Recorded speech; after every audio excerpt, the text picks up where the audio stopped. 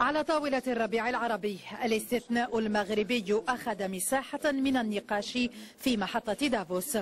الكلمة لعبد الإله بن كيران رئيس الحكومة للمرة الثانية على التوالي في هذا المنتدى الاقتصادي العالمي، والمناسبة سمحت بالوقوف عند أبعاد الاستثناء. التحول الديمقراطي في المغرب الاقتصادية والاجتماعية والسياسية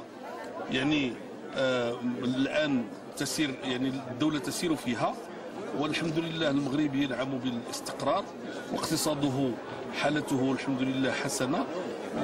لا نستطيع أن ندعي أننا أنجزنا كل أهدافنا، ولكن الأمور تسير في اتجاه إيجابي تدريجيا.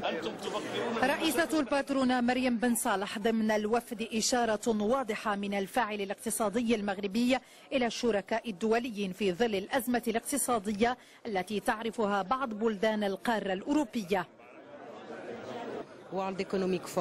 منتدى دافوس هو فضاء مهم يتقاطع فيه السياسي بالاقتصادي، ما يسمح اليوم برسم خارطة الطريق في السنوات القادمة في الشق الاقتصادي في بلدنا، خاصة في ظل الأزمة الاقتصادية. مهم جدا أن نتعرف على مواقف الآخرين.